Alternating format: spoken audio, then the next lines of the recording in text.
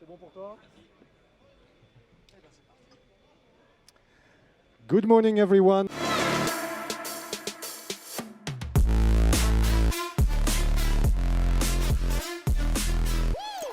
And we're gonna get going with this new show, this new talk, with a panel of experts and professionals from all around the EU.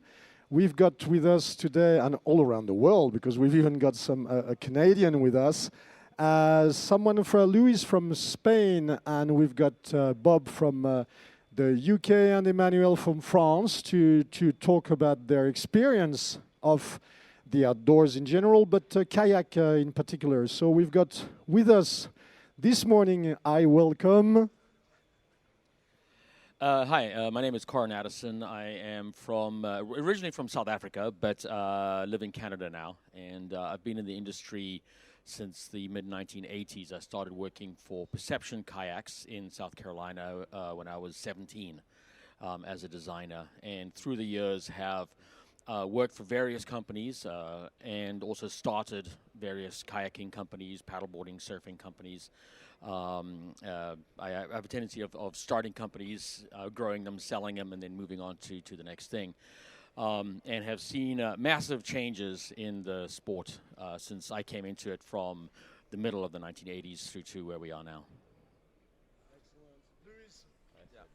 Good morning, everyone. I'm LLuis Rabaneda from Spain, and I'm in the business since, like Corran, mid-80s. At that time, more as a competitor, but in '96, I started my own company, outdoor company in the Pyrenees, and now we have 3 main bases in Spain, in the sea, in the snow, and in the mountains, doing rafting and other activities, but also we have activities overseas in Patagonia, in Greenland, in Azerbaijan. So we are working in outdoors in many different places. So I think we have kind of a vision of what has been the outdoor and the changes that we are facing in front of us.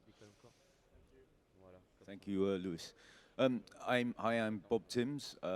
Similarly, I started in the late 80s in the UK. In mountaineering and the mountains, and also kayaking and rafting and mountain biking. Worked for many companies over the years, and for the last 17 years I've worked for the UK's largest outdoor adventure tourism company, dealing mainly with children and family holidays in France, Europe, the UK and Australia, and have seen many trends and changes over the years. Bonjour, je suis Emmanuel Delager, donc le directeur de Idoine Diffusion, un magasin de kayak spécialisé sur la France où nous distribuons du matériel. Nous sommes sur le marché depuis la fin des années 90 et nous distribuons de la compétition jusqu'au grand public en passant par le marché des loueurs. Okay, we will put a little insert in English in the registration in the video for you. This is great. Thank you for this presentation. And as I mentioned, over the years we have things that evaluate. You know that the outdoors as an activity, as a tourism, leisure activity, even as a sporting activity, is changing regularly, and there are some certain aspects where it changed significantly. And the reason why we've got this panel of guests this morning is that because each of them in their field have analyzed and have seen things that are particularly interesting for you guys to know, and have noticed changes or trends that are in the process of changing at the moment. And we're going to get started with Corran, who's got a little story about what he's perceived in the last few years and what he anticipates in the coming years to change in the paddling industry. Corran, could you give us some info on this? Yeah, obviously there's a lot of things that are affecting how paddle sports and outdoor sports, of which paddle sports is just a small part of it, how this is changing and has been changing since I was a kid to now, where I'm sort of in my twilight years of an outdoor enthusiast.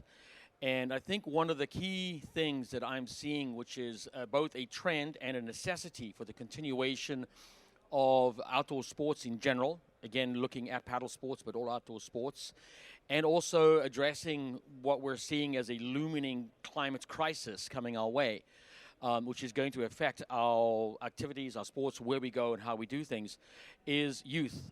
When I was learning to kayak as a child, most of the time families would engage their children, somewhere around 10, 11 years old. That's when you started teaching your kids to ski. It's when you started teaching your kids to mountain bike or to kayak.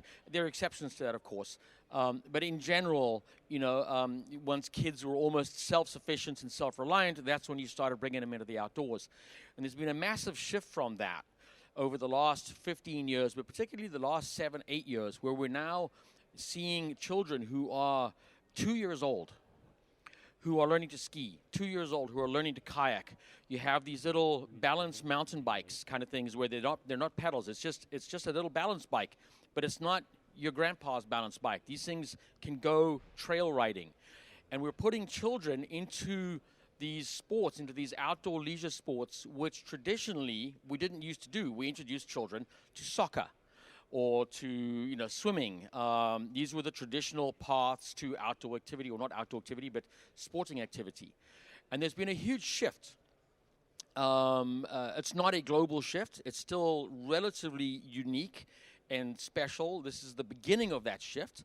But it is an important shift because now you have an entire generation of people who are going to then become teenagers and then are going to become adults who, from the very first beginnings of their consciousness, of their awareness of the world around them, are directly associated with the outdoors.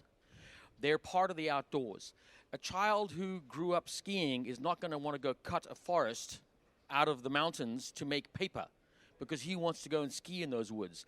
A child who learns to kayak when he's 2, 3, 4, and all of his oldest and fondest memories of being on the water with friends and family is not going to want to pollute a river or dam a river. So these are important things as we address as a climate problem. These children who are coming up through the paths that we're introducing them to are going to be more aware of the necessity of looking after the outdoors as a whole. But then also as an industry, we've seen the outdoor industry go through spikes. We saw huge growth in snowboarding in the 90s, and then it sort of plateaued. We saw massive growth in kayaking in the late 90s and early 2000s, and then it plateaued. And I mean, all activities are going to do that a little bit. But the future is looking very, very good for the outdoors because, again, we have this massive trend of teaching children skiing, kayaking, mountain biking, these kinds of sports, rather than just putting them in a soccer club. And I think that's going to be very, very healthy for the outdoor industry when you have these children. And it's not just the children of the paddlers and the skiers, but it's their friends. My son is 7. He's been kayaking since he was 2. He's been snowboarding since he was 2. He's been riding motorcycles and bicycles since he was 2, 3 years old. And all of his friends in school, very few of their parents do any of these sports, but all of his friends want to do it. And he brings them home, and he says, this is my friend Tony, this is my friend Lisa, and they want to learn to kayak, and then we take them out. So it propagates out from that, and every one of these kids is going to be a future, is going to contribute to the outdoor industry as a whole, and contribute towards finding solutions for the climate crisis that we see coming our way.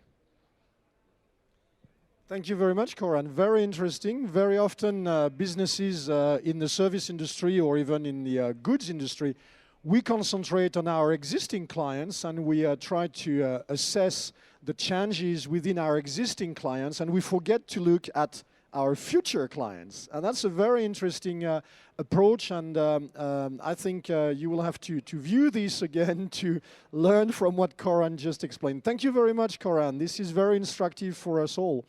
And I'm going to hand over the microphone to Luis, who is going to bring us some experience from Spain. So we are now moving from one country to the other with another topic where you've noticed changes and evolution and trends. Luis, you are in. Yeah, thank you very much. So yeah, as I said, we start back in '96 with our rafting operation, and I should say in Spain, outdoors starts late. At the latest '80s, some French come to our valley to do some rafting, and then some locals start some rafting companies, and then outdoors starts to be everywhere in the country. So many rivers starts to have some rafting, canyoning, and other activities. But I was lucky because my hometown was one of the key points to start these outdoor activities. So we've seen all this process from the beginning till today. And one thing that we have seen is like till I will say now, people it's coming, for example, in our valley or in our center in Barcelona, they coming because in the Pyrenees we have a national park, this very nice landscape. So people coming just to visit the area, and then once there, they're doing an activity. They come and they say, okay, let's do the rafting because we are here, and let's do the rafting.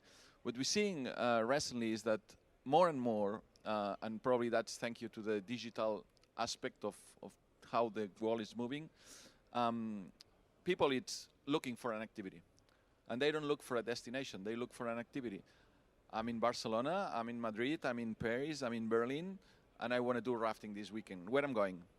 And this is changing. This is a big change. I mean, said like that probably doesn't sound that big, but for us as an instructor that we have quite a big number of employees working on booking and sales, it's important because now we are focused in our activity. And I think someone comments before we start about people start to realize how important it is to have good equipment, how important it is to have good instructors, how important it's now this is key.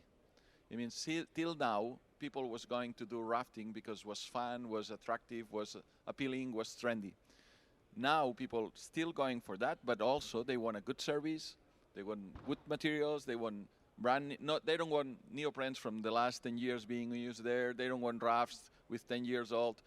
So it's where we see the future. Where we see the future, it's trying to keep our outdoor activities trendy and trying to sell the activities and the motivation of doing outdoors.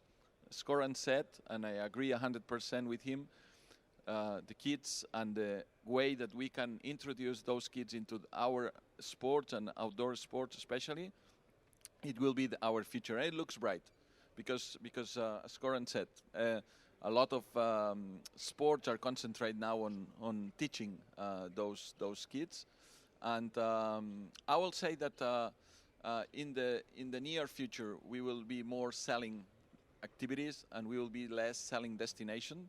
So we saying at home, the activities will be the destination in the future, and that's where we are working really hard right now. Luis, thank you very much. Very interesting approach as well. Yeah, in tourism and leisure, for many years, people used to go first somewhere and then say, what are we going to do now that we are there? And it's very interesting, this shift on the fact that people first choose what they want to do and then where am I going to go to do it. That's a very interesting approach. The other interesting note that you mentioned is the impact on the staff, on our guys, on our employees, because they need to be trained to acquire the competencies. We will talk about it later on with Gergana from ATTA, the Adventure Travel Trade Association, which regroups tour operators, and they've got a very similar analysis to yours of saying this sort of shift in trend has implication on the way the staff is being trained. The guys in the kayaks, the guys in the raft need to be trained with more soft skills to be able to deliver this sort of non-technical issues, non-technical services. So very, very interesting. And I'm sure it's not just in Spain. I'm sure it's in other member states. Excellent. Bob, what's the news? We're not going to talk about the Brexit, okay? A little bit. We had a whole conference about Brexit yesterday. But we know how whatever happened with the UK has always been a very serious player in the outdoors.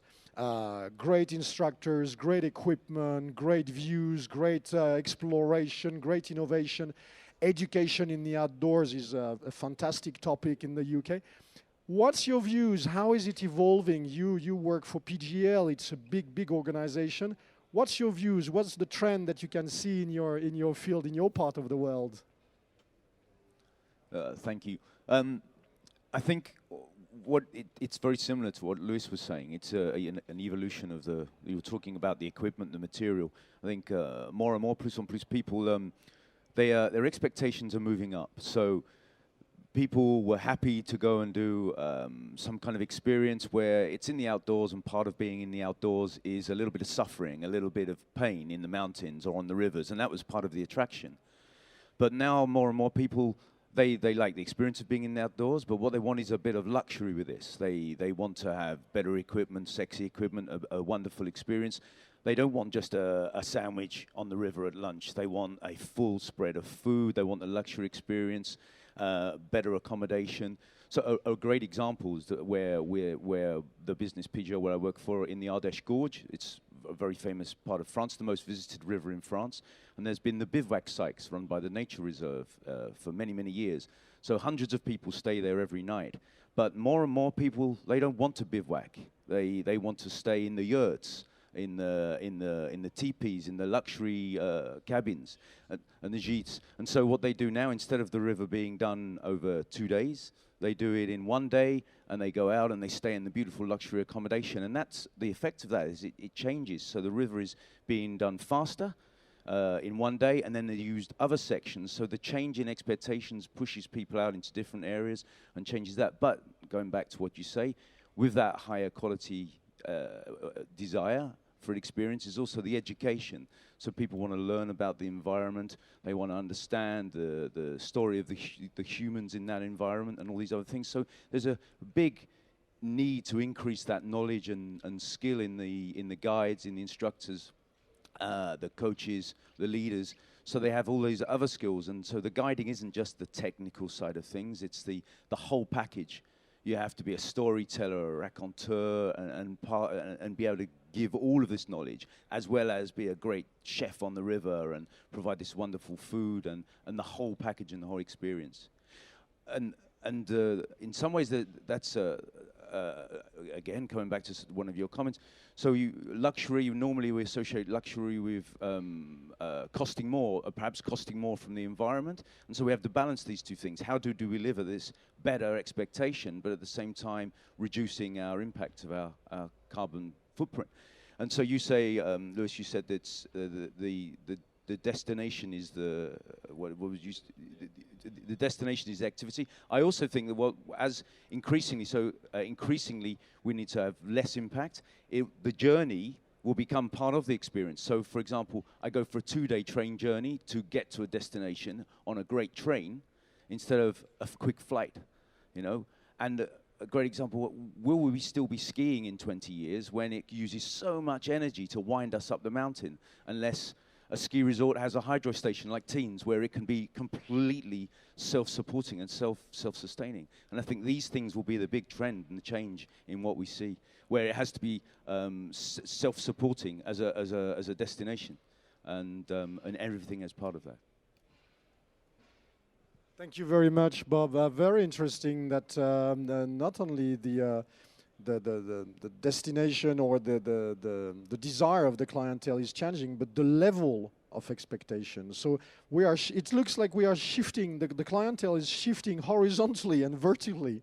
And so it is for us in the outdoors professionals to adapt to this situation where the customers are sort of, it's a slow motion. It's difficult sometimes to perceive, and it's extremely interesting that you have made this analysis. Because, you know, whether it's with kids or whether it's destination and activities or whether it's a level of game playing, it's sometimes very difficult to see, and it's your expertise that brings these ideas to our viewers. Very interesting. And we've got Emmanuel. Emmanuel, you will be giving some hints to our viewers as well. Emmanuel, in France, what's happening? Alors, en effet, en France, je rejoins tout à fait ce que mes confrères ont dit. On a aujourd'hui les enfants qui poussent et on fait des produits qui sont mieux adaptés pour les enfants. Donc nous distribuons les produits de Corran qui sont vraiment adaptés. C'est un nouveau concept sur le marché français, mais il y a une demande forte qui arrive. On s'aperçoit aussi qu'en effet les activités et les structures sont de plus en plus hautes. Donc les gens veulent de l'outdoor, mais de l'outdoor de qualité. Et on voit depuis quelques années aussi une nouvelle clientèle, une clientèle qui est plus une clientèle de fitness, des gens qui font du vélo, qui font de la course à pied et qui demandent aussi à faire du kayak le soir. Donc on sort du travail, on a envie aussi de faire une activité qui est le kayak. Ça, c'est une toute nouvelle clientèle qu'on a depuis 10 années et qu'on met en place, avec des nouveaux produits, avec des produits adaptés, un nouveau marché sur le marché français. Thank you very much, Emmanuel. Yes, it's an interesting thing that the fitness industry is shifting as well. And the fitness industry is now discovering that they could do their fitness activities in the outdoors.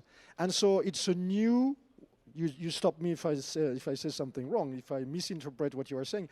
It's a new way to practice the outdoors in a fitness way. Very interesting trend as well here in France, and I'm sure it's not just in France. I'm sure it's, yeah, you've... Il arrive en France alors qu'il existait en Afrique du Sud, ça existe depuis de nombreuses années en Australie, etc. Et c'est un marché qui vient en France aujourd'hui avec des produits de plus en plus qualitatifs, des vélos, des chaussures de running et puis des kayaks. Le marché de kayak monte aujourd'hui grâce à ce marché-là aussi. So it's a trend that has been hitting Anglo-Saxon countries and is arriving in Western Europe at the moment. Very interesting, and I'm sure that all the outdoor professionals will follow your info, your advice. I would like to thank you very much for this presentation. It's not just over yet. I would like to say a few words. As you know, if you've been following our webinars in the past, I'm the president of ECHO, the European Confederation of Outdoor Employers. So our members, the people we cater for, are outdoor organizations, outdoor companies. And we have recently made a partnership with ATTA, the Adventure Tourism Travel Association. It's a huge organization. It's a worldwide association. And a few months ago, we ran a webinar that on these sort of issues. We made a joint webinar with Gergana Nikolova, who is their representative for the EU. And she brought in the perspective of the tour operators. And I asked her the webinar lasts for a long time, and we're not going to present the webinar here, but I just wanted to present a couple of slides from this webinar where she mentioned that the views of the tour operators that specialize in adventure tourism is orientated towards now the clientele towards well-being, quality of, and we are exactly the tour operators. It's interesting that you guys are in the manufacturing and the service providing. You are not tour operators. They are tour operators. They bring people to our businesses. And their view is that in the future, we are hitting a much better educated customers, much better educated, much more expecting customers who are seeking for well-being, both physically and psychologically. And that's very important because over the past years, we have had a tendency to deliver technical issues to our customers. And today, we can't just deliver technical issues to our customers. We also need to deliver psychological issues, which means, and we go back to what Louis was mentioning, we need to alter the way we train our staff because they need more soft skills, because they need other competencies than just the technical competence. And it's a very interesting aspect. She had another aspect about care and cooperation.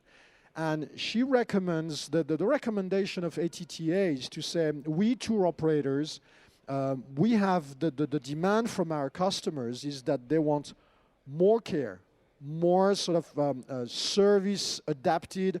we had a very interesting webinar 2 days ago about disability and access to nature. And Jeza William was saying, this is special service. It's a special care when you deal with customers who are disabled. And it's exactly what the tour operators are saying, is we need more care because people are more sensitive to service. And she recommends that because there is a lot of small businesses in the outdoors, she recommends that small businesses should learn to cooperate more with each other so that they can give part of the service. You mentioned it, Bob, you said, we don't go down the Ardèche in 2 days anymore, we do it in 1 day because they want to go to the gîte. So it means that the service provider needs to cooperate with the gîte or with the guy who supplies the super barbecue or these sort of things. So it means that the outdoor companies need to cooperate more to deliver a more custom-made and a higher-leveled service. So as you can see, the world of the outdoors is changing at the moment, is changing rapidly for the better, and we will have to follow these trends. So I'm sure that next year at the paddle show, we'll have to do the same webinar to see if there has been changes, if you've seen changes. In the meantime, I'm thanking you all on behalf of the paddle show for being here. Of course, this is recorded and you can follow. We will put a link on the paddle show website, and it will be available to everyone. Thank you very much, gentlemen, for being with us this morning. I'll leave it to you back to your stand because it's the last day and I'm sure you're going to make lots of business and it's really good for you. Thank you very much.